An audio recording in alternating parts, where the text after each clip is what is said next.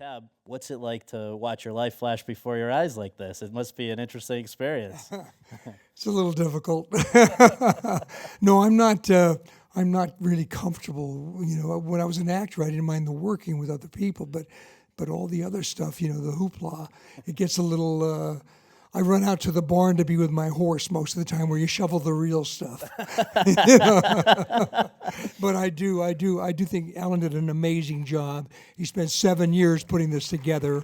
And, Thank you. But I also have to give credit to Neil Konigsberg. If it wasn't for Neil, we wouldn't have a movie, and Neil's in the audience, so thank you, And one of the Neil. producers, yeah. Neil Yeah. Konigsberg. Well, as you know, the job of putting all the pieces together is very, very difficult, and so I'm thrilled. Sure.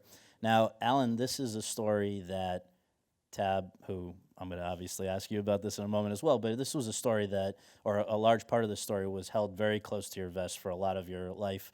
Allan, you've known and been with Tab for over 30 years.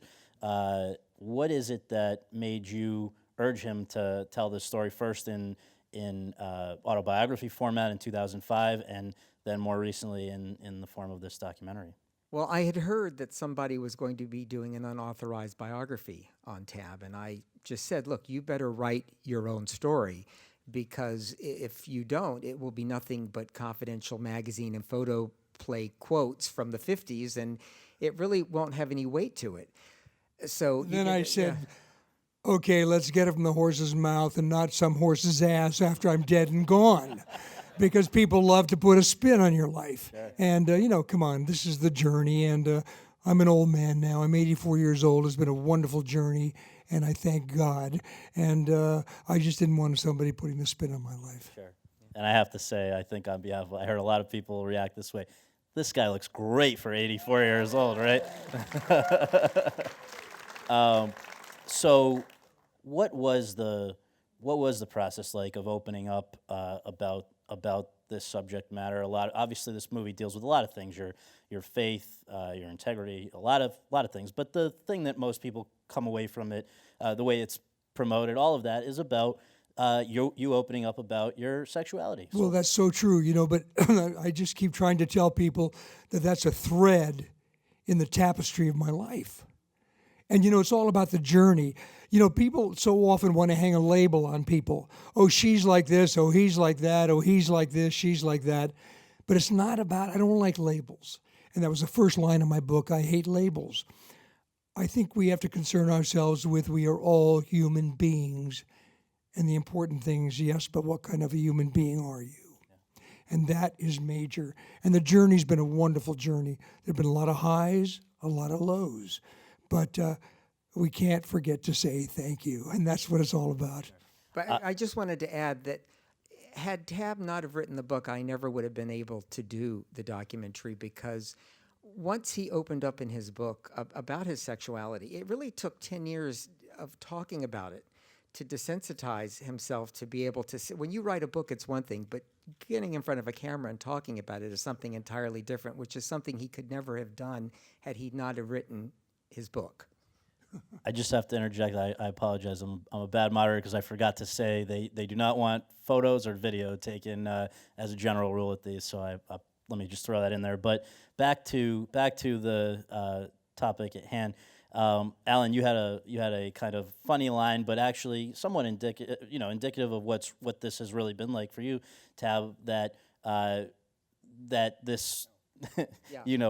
Yeah. No, again, the last thing Tab wants to do, and that's why I think it's incredibly brave of him to have done the documentary, because he doesn't want to sit up here and talk about his sexuality. It's something that's private to him. It's something that he was taught. You just don't talk about those kinds of things. And it's not of that TMZ world of today where everything is in your face. He's, there was I had a very strict German religious mother.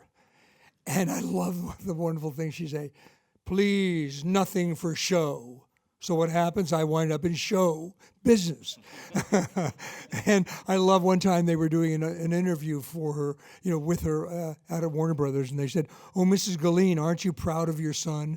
And my mother was so wonderful. She said, yes, that's very nice, but Walter is the intelligent one. And Allan, So, well, this is about the quote when we were in New York about the people asking you how you feel. Well, I about do that. love the press asked Alan while we were in New York. We just came back, and they said, "Alan, you wrote this, and how was it doing the thing?" And he said, "Well, Tab opened the door, came out of the closet, did the documentary, turned around, walked back in, and shut the door." That's the truth. Yes. Yeah. One of the things that I'm so amazed at is that you have very little anger or resentment at people who made your life not. I mean, it's obviously been a very happy life, but they tried to make it unpleasant at times. Even it's kind of referenced in the movie, but also in other interviews I've seen you give, you talk about Luella Parsons, Hedda Hopper, people that would needle you because some people in the business knew perhaps your sexuality, but outside their readers might not, and it was just to kind of needle you. And the same kinds of things that were talked about in the film, the Natalie would, Tab wouldn't, that kind of thing. But you know what? People loved it. They didn't talk about things like they do today, and that was so great. I was the end of the studio system. We had Jack Warner, Warner Brothers. We had Harry Cohn at Columbia, Daryl Zanuck at Fox, Louis B. Mayer at MGM, and they ran a tight ship. These were great moguls, and you worked for them, and you do your job. And if you didn't do your job, you'd be out, and someone else would be in there doing the job. It was that simple. They knew how to promote films. They knew how to promote the people they were building. And it was quite a different business than today. Today, everything is so blah, blah, right in your face, and it's really kind of staggering, if you want to know the truth. I'm not comfortable in that skin, and it's a whole different ball game. But I was thrilled to be a part of that, the end of that. That's the reason why I wanted to do this movie, because Tab had a unique story to tell. Usually when you see movie star biographies, they're made because there's some tragedy. They commit suicide. They have, they turn to drugs and alcohol. There's something they have to overcome. Tab didn't take those kinds of road. This is a film that I feel is uplifting at the end. You feel good about what he wasn't a victim of Hollywood. He appreciated his Hollywood career, but he never blamed Hollywood for anything. And wait, one other thing is, I think how he came out the other end whole is when fame found him, he didn't buy into it. So when it passed him by, he didn't try to hold on to it either. And that's rare, because usually, that's a hard thing to let go of. The horses, and I must tell you this, they were the stabilizing force in my life. They were a touch of reality in that unrealistic world of Hollywood. And you can't live in all of that, and I don't know how you can be really comfortable in it. You have to take stock in what's happening and be aware of your own growth mentally, physically, and number one, spiritually. And that is very difficult to do when all that stuff is being heaped on you. I would like to ask Tab, what is it that, as you look back at this remarkable journey that we've all just experienced again with you watching it, what is it personally, professionally, no limits, that you feel proudest of as you look back? Well, I would say the wonderful people that I've worked with. I mean, they're the contributors. Those are the ones that you feed from, and you hopefully can give them back all that they're giving you when you're working with them. I mean, how could I ever not acknowledge you having worked with Lucchino Visconti or John Frankenheimer, Arthur Penn, Sidney Lumet. I mean, some really Phil Carlson, Bill Wellman. I mean, really great people. I've been very fortunate, and the actors and actresses, I can't forget about them. And Geraldine Page said something to me one time. I was working with her, and I said, "God, Jerry, everyone loves you. The press hate my guts." And she grabbed hold of my arm and said, "Remember this, Tab. If people don't like you, that's their bad taste." I thought, whoa, that's pretty nice. So I thought, I'm going to apply that to my life.